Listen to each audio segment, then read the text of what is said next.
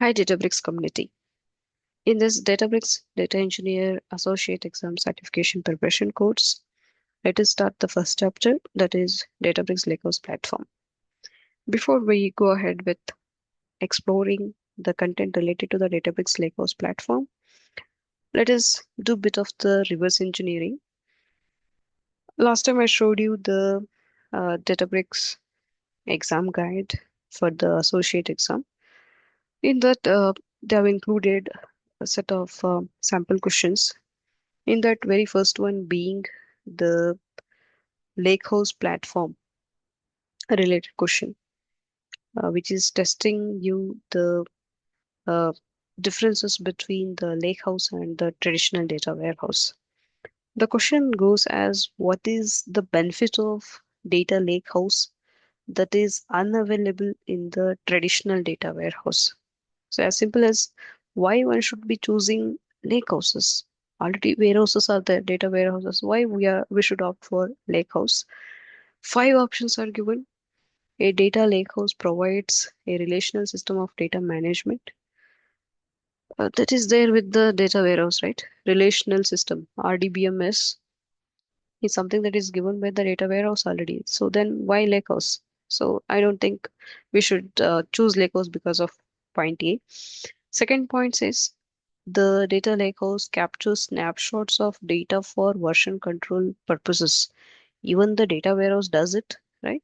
It captures multiple snapshots are possible, and data lakehouse couples storage and compute for complete control. uh, we don't want. We are moving, or right, we are in the era where we are looking forward for decoupled technologies, right? So that we can scale them independently and all. So we don't want something to be coupled together. No. The the fourth point, the lakehouse utilizes proprietary storage formats for data. No, this is again when someone says something is proprietary, uh, people are unlikely to adopt it, right? So no, we don't want that vendor lock-in mechanism here. The last one says the lakehouse enables both batch and streaming data analytics. This is something looking fresh, right? Compared to the other options we had there, this is something looking fresh for us. So uh, we can opt for the last one, right? So Lakehouse will be giving us the features to work with batch data and the streaming data. Fine. Don't worry if you don't understand what is batch data, what is streaming data. We will go about exploring them. Let us first look at where do I get started? Where is the environment for me? So before I hit upon the conceptual part of Databricks Lakehouse and all for you, let us say you are getting started with your Databricks journey, and uh, you would like to understand the look and feel of it, right? One thing you should be knowing as a core tagline is Databricks is cloud native offering, right? You don't get it set up in your individual machines or in your on-prem and all. It is something offered over the cloud, and it is being offered over the three clouds, that is major ones, the Azure, AWS, and the GCP. Fine. I am going to give you a glimpse on to how does it look like on the Azure cloud. So over here, I have kept the Azure portal open. Let us check through it. I have logged into the Azure portal, and Azure gives us plenty of services. Among those plenty of services is the Azure Databricks. Fine. So we can go about searching for it here, like Databricks. So that's when you get your Azure Databricks. We can go about choosing it, and to utilize the Databricks platform, you should be creating what we call as Databricks workspace. So I have to go ahead here and say create, and I have to fill in all this information. Some information it is asked for, and I have to fill it up. and then I will be allowed to uh, create something called as a workspace, Databricks workspace. So there's a Databricks workspace is nothing but like the environment wherein you will be developing your data processing code. Fine. But then, should I be doing this? I'm completely new and I don't have the budget to go about using the cloud and all here. No, you don't need to do this actually. We have better options. Databricks offers us free editions. We have two of them. One is the community edition, second one is the express edition. I have discussed about them in the Databricks 101 course. Please check through them. So how to set up the Databricks Community Edition, how to set up the Express Edition, all those are done. And those are quite enough at the initial learning phase. And most likely for your associate exam, uh, quite enough. Okay, quite enough. And beyond that, if it is possible for you, subscribe to this, uh, I could say it, Azure Cloud, and they will also give you 30 days of the free trial, but you need credit card for that. So 30 days of the free trial is required. Uh, Credit card is required. A free trial is offered and credit card is required. So you sign up there, and at the last, right, when you feel you have understood whatever I have explained and you are good to experiment with that stuff, so then you go about utilizing this Azure Databricks. So as I cover the topics, I will be letting you know when you should be coming on to this Azure Databricks. Until then, you stick on to Databricks Community Edition and the Express Edition. And don't okay, straight away go for Express Edition at the beginning. Go for the Community Edition. It is free. And again, Express Edition is very limited. Okay, very limited. They are giving you only $40 to $400. That's a range depending on the kind of email you are using to sign up and all. So it may differ, right? That's why stick on to community edition. I will be letting you know to use what kind of account for what feature, right? So with that, I hope, right, you will be good to explore better the Databricks stuff. Okay, fine. Here I was saying that if I complete up this little of the process, I get to create a Databricks workspace. And if I click on that workspace, right, so it will be similar to the workspaces you are seeing with your community edition and all, right? So that is the case. Okay, let us check through the different content under the Lakehouse platform. As you saw, the one of the important testing with respect to the associate is you should be in good position to defend why you are going for Lakehouse. Right. Um, Before all of that, if you are very new on to what this Databricks and all, you should maybe right by now you would have heard a bit of the things like it is something that is in demand and it is something related to data engineering and all. But then let us go a little technical and let us understand what is this Databricks. Databricks is by definition unified data analytics platform, and that definition is incomplete without saying the word Apache Spark. Fine. So it is something that is under the hood, okay, powered by the Apache Spark, and Apache Spark is nothing but open source distributed data processing engine. So Databricks is all about processing the data, and to process that data, some framework is required, and that framework is nothing but the Spark. And Spark is open source free, but then it itself cannot be used for our production workloads and all. So we have uh, Databricks being the enterprise vendor for our Apache Spark. Fine. Okay. So Databricks has curated, the enterprise grade set of the tools along with the Apache Spark so that the data teams in the organization can collaborate, organize, and innovate at any degree of the scale. Fine. So, however, this platform that is being, put over the Spark, um, almost all the data teams can work on them. Data engineering team, data science team, the machine learning team, the analytics team, everyone, right? So they can work with the Databricks platform. It is unified data analytics platform. So all the good features are available over here for all the team members. So that's what you could see over here in the diagram. So it is a platform that is built on top of the um, open data lake. What is that? We will see. But it is something that is okay. The platform, go-to platform for BI people, the analyst, the scientist, and so on. Right? Everything baked in already and good to go. Fine. It is powered by the Lakehouse architecture. Lakehouse, we have been hearing. What is that? We will discuss it.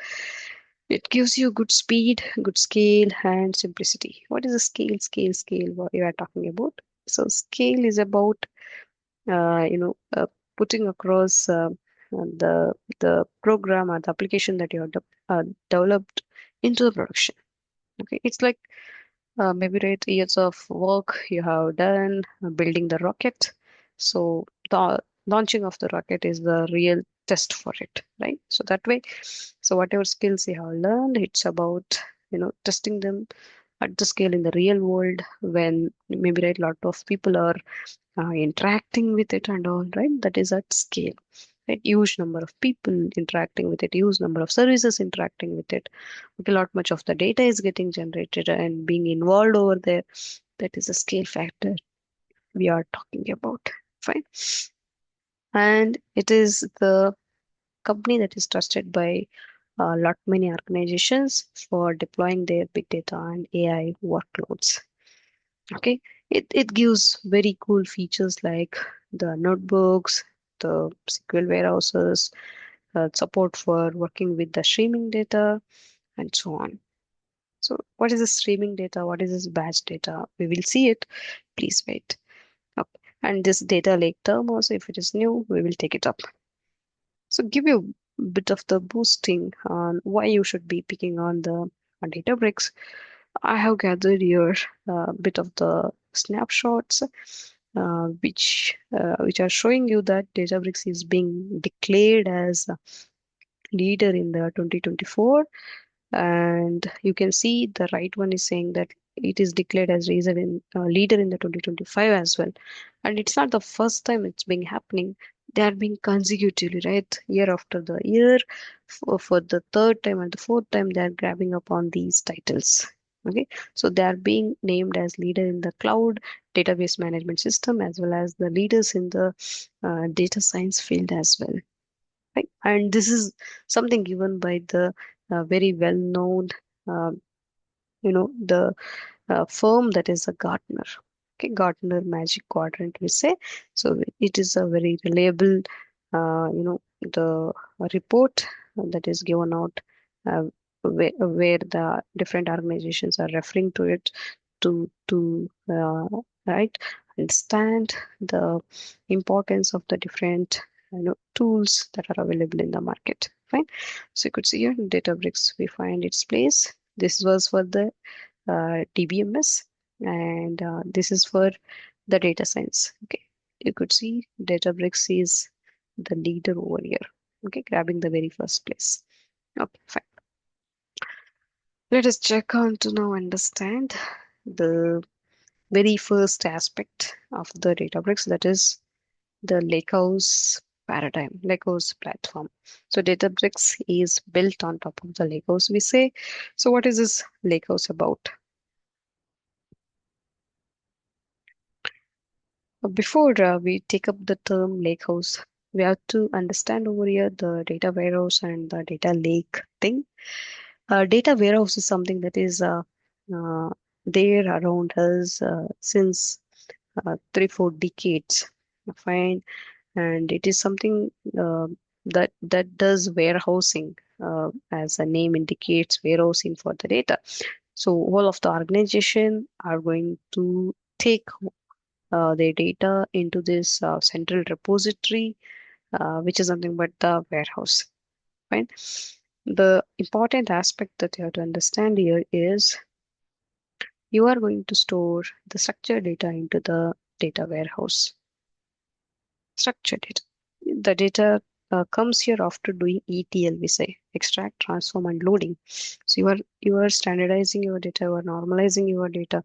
Okay, you are curating the data as you want, and after that you are nicely arranging them in the form of the databases, tables, and all, and you are keeping it there so that you can retrieve the data quickly.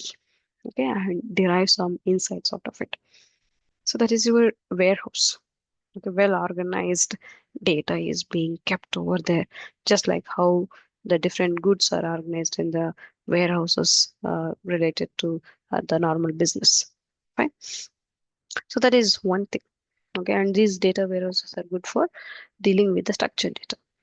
But then, we are in the internet era since 2 decades plus, and over here, a lot of different changes are happening in the data landscape.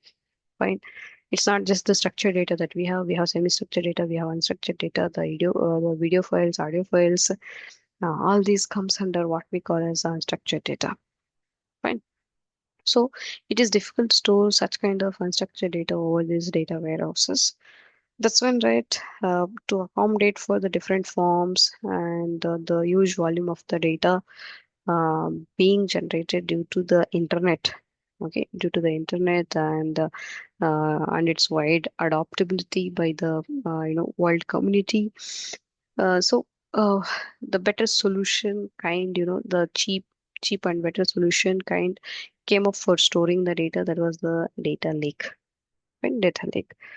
How this data lake is realized is, unlike our data warehouses, which are most likely licensed and proprietary, these data lakes uh, uh, were open source. Okay, and its first flavor came in the form of Hadoop. Hadoop is nothing but pioneer big data solution, and it gave the uh, answer for how do you go about storing the big data and how do you go about processing the big data.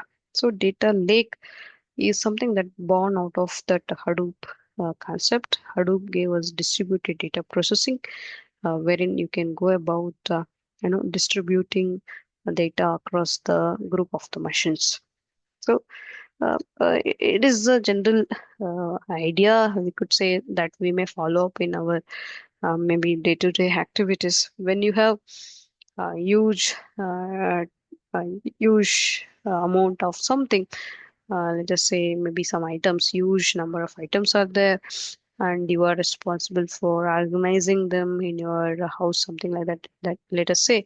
So then what you will do, you will go about putting those items into maybe different sacks, right? So maybe a few set of items into sack one, few other set of items in sack two, something like that. So that's what even the distributed data storage does.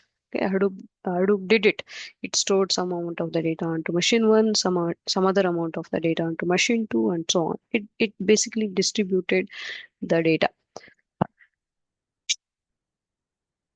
Out of there, right? That was the initial step, right? Uh, Out of that came the data lake concept, and cloud was there, cloud was happening. So the distributed storage part they started doing over the cloud, and it became the data lake. That's nothing but our Azure ADLS, Azure Data Lake Storage, GCS, Google Cloud Storage, and AWS S3 buckets and all we get to say, right? So that's nothing but a kind of data lakes. All these are data lakes. So over these, you can store any kind of the data. Correct? Any kind of the data you can store over there. As you could see over the diagram, any kind, right? So this is a triangle, square, the circle and all they're saying, right? So this is to say that, so they are storing different kinds of the data over the data lake. So then good, no? We can store all sorts of the data over here, and Data warehouses are storing the structured data. Uh, so organizations have no problems. No, not really. As we are saying here, the data warehouses are holding the structured data, and for good, they give us good features.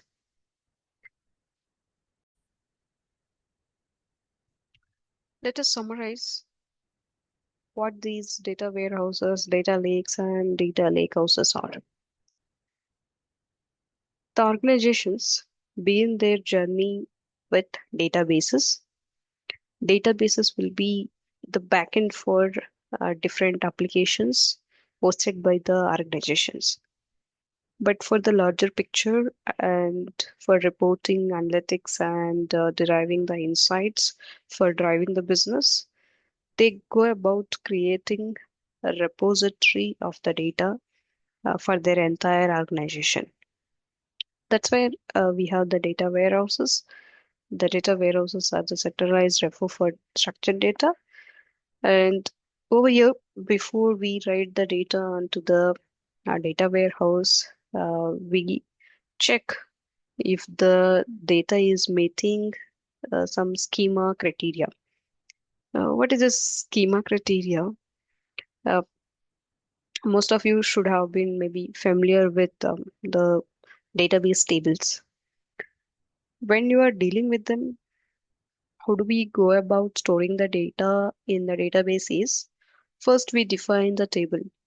That is a table definition, which will be consisting of the table name and the column names. So that's where the schema is coming into picture. Uh, the schema is there as part of the table definition itself. And then when you go about inserting a record into the table, it's nothing but before inserting the data into the table, we are checking for the schema. Is the incoming record is in accordance with the schema that we have defined? If it fails, database engine won't allow the record to be inserted into the database, right? So that is a schema on write concept, which is implemented in the warehouses as well. Fine.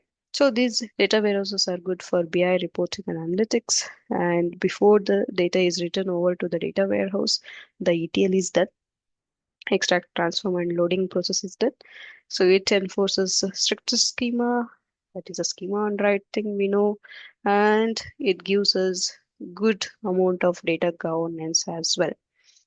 Okay, you get to see in the database world which developer can access what kind of the database and tables and all, right? So that is a data governance aspect, and it is pretty good here. On the other side, if we look at right, the storage here is expensive, right? Most of the time, the database servers are licensed, and storage is expensive, and it can't store semi-structured and unstructured data. So that is a pain point of data warehouse. That's not right. The trend was on to looking for some cheaper solution wherein we can accommodate all sorts of the data. That was nothing but, as I was mentioning, the very initial step was in the form of the Hadoop, which was about distributing the data, which later got matured in the form of the data lakes, right? And that way, we have data lakes today, which are centralized repo for raw data in its native format. All sorts of the data can sit here. And before we write the data onto the data lake, we don't actually check for any schema validation, right? Only when we are interested in piece of the information, we will try to read it after applying the lens of schema validation on top of it. So while reading, we try to extract it in the form of maybe required table definition or something like that. So it is schema on read, and any kind of data you can store over here, and the cost is cheap. Fine. Today, the data lakes are available over the cloud, and HDFS is one very important example of data lake. As I mentioned, HDFS is nothing but our Hadoop.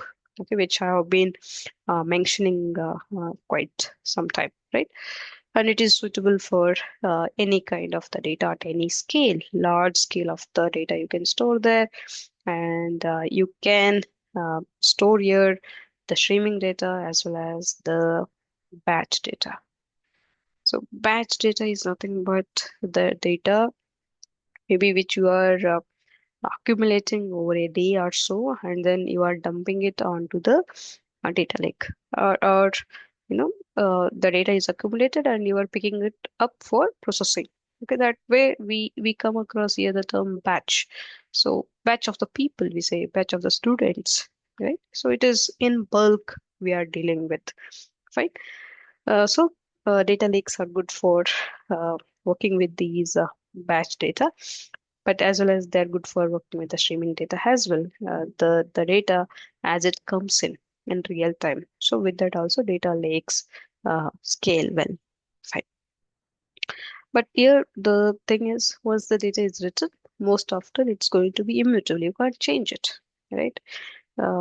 You can imagine like the CPU maybe cycles, right? The task manager, if you open the task manager application in your laptop, if you open up, you get to see a lot of metrics related to the CPU utilization and all, right? So those are the logs indicating the usage of compute, storage, and CPU on your system, right? So once they're generated, uh, okay, which are indicating the usage at a given point of time, they are rarely updated, right? So they are kind of append only sort, right? As the usage patterns change, the metric captured by the log is changing, right? And that grows on. Fine. So most likely that is the case. Okay. Once the data is captured, it is being written onto the data lake, and new set of the data will be captured, and that is again appended to the previous data that was there in the data lake. Fine. That's the case. So here are a few challenges with respect to the data lake are uh, as we didn't do any ETL before dumping the data onto the data lake, the poor quality of the data is norm here, right? It is expected. And if you don't manage the data properly, it can turn into data swamp. Okay, just like the swamps we observe in the nature, right? So they can turn into swamps and difficult to make anything useful out of it, right? Uh, and these data lakes are a bit hard to go with the data governance and implementing the security protocols on top of it because of all these natures, right? It can give us a poor query performance, and they don't give us built-in ACID transactions. Right? ACID transactions are something that are featured by databases and data warehouses, and these won't be possible with respect to the data present in the data lakes, right? So then how do we overcome it? And you were mentioning that organizations have data warehouses, organizations have data lake. Yes, they have both of them because data warehouses were there since the decades, and a data lake they have gathered around last decade or so, right? And it is the cheapest storage provided by the cloud and all nowadays. So they have huge amount of the data over there in the data lake also. Sometimes they may have want to again derive some insights out of the data present in the data lake for reporting and analytics as well. So with that, they will try to carve out the structure out of the data present in the data lake. Fine. Um, uh, that is one use case. The other use case is the data is there in the data lake, and machine learning and data scientist people, right? They can straight away start using it. Fine, because uh, every bit is important for them, and they're trying to find the patterns, the correlation between the different points, data points present in the data lake, right? So it's good for them. But then this way, it's kind of, the data is disintegrated. Okay. From the organization perspective, we have disintegrated the data silos over here. Some part of the data in data warehouse, some part of it in the data lake. So that's why A new paradigm shift is happening here. That is nothing but the introduction of data lakehouse, okay, which is the fusion of data lakes and the data warehouse. So it gives way for storing all the kinds of data, just like data lake. What the lakehouse is bringing in by this fusion is it is bringing the flexibility of the data lake and the data governance, asset transaction, versioning, time travel features of the data warehousing onto the data lake. So, uh, so that way, it is a fusion platform that we have here, which gives the flavor of both the worlds. So this is what we have been discussing so far with respect to the Databricks Lakehouse platform. Let us see what we have. So, how do the data lake houses are built by the data organizations? Do they have to start from the scratch? Not really. They have the data lakes already. All that they have to do now to build the lake houses, they have to bring upon additional metadata layer on top of the data lakes that they have. So, data lake, they have it. On top of it, they have to bring upon the additional layer, and that's nothing but what Databricks does in the form of the Delta Lake. So, Delta Lake is that metadata layer or the storage layout technology, okay, which can be implemented on any data lake. It can be your AWS S3, or it can be your GCS, or it can be Azure ADLS, right? Or it can be Hadoop also. Fine, Hadoop HDFS. So any data lake can turn into lakehouse by implementing the Delta Lake technology on top of it. And with that, we go about improving the data quality of the data present in the data lakes, and that is done through following certain well established procedure to enforce the data quality. That's something but what we say has medallion architecture, which we will take it up. Okay, we are going to see this in focus as we proceed further. But as of now, to give you overall idea, like lake houses give way for data quality improvement, and that happens in the form of implementing the medallion architecture, which is nothing but about improving the data quality by subjecting the data that is ingested into the platform to different degree of purification and the transformation. So first we will be having the data in its raw form, which is called as the bronze layer or bronze grade kind of the data. And that data is again further filtered, cleaned, and enriched, which forms the silver grade quality of the data. Next up, it is further, I could say, right, given the different shape by combining for different aggregates and all, and then we have the gold layer data over there. Fine. So, so this way, Lakehouse with the Delta Lake underneath technology gives good data quality for our data over the Lakehouse. So these were the things that we have here. Let us check now. How do we go about uh, okay, building these uh, you know data objects over the Lakehouse platform? Right. We have been mentioning that here we are looking forward to 1 second.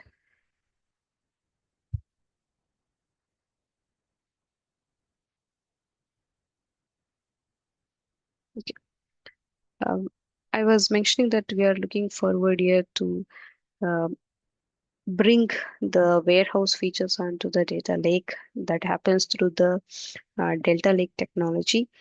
So one good feature that Delta Lake technology gives us is uh, creation of the tables.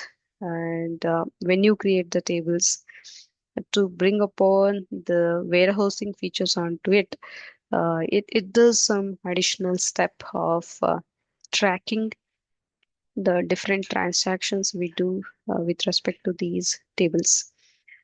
Fine. I have given here one such simple example. You can have a look. So you can check here.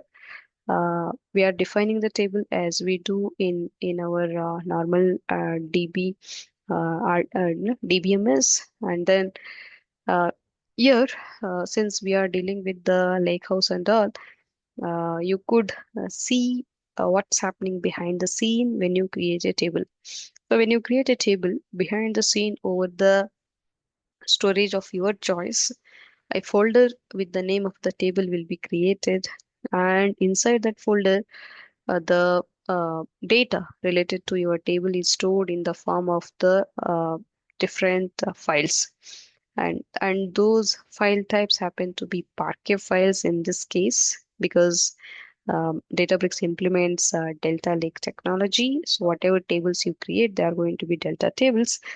And along with the data, you are also seeing here some metadata. Fine, that's nothing but in the form of the Delta logs. Okay, Delta logs, which is actually storing metadata related to your tables and all. Fine. So this is the case. And now let us take a look at how do we go about working with all these um, for our hands-on experience. As I was mentioning, we have over here three options. One, go ahead with the community. Then for certain other features, you may have to use the Express edition, and otherwise, right? Once all these options are explored and exhausted, you can check out the Azure Databricks one, right? So how do you set up the community edition, the Express edition? For this, please watch out Databricks 101 playlist. There are videos on this. Okay, fine. So I will be stopping over here, and we'll continue in the next video clip the rest of the con content for this first chapter of the Databricks Data Engineer Associate Certification Preparation. If you like this content, please let us know that we are going good, and let us also know what kind of videos you are expecting and what things you would like to learn from us, right? Because Databricks is uh, very happening technology, and very often we are seeing very new releases and all. Let us hear from you, and please like, share, and subscribe to the video so that it is reaching to the maximum number of the people and help us grow in this context as well. Thank you. Stay tuned.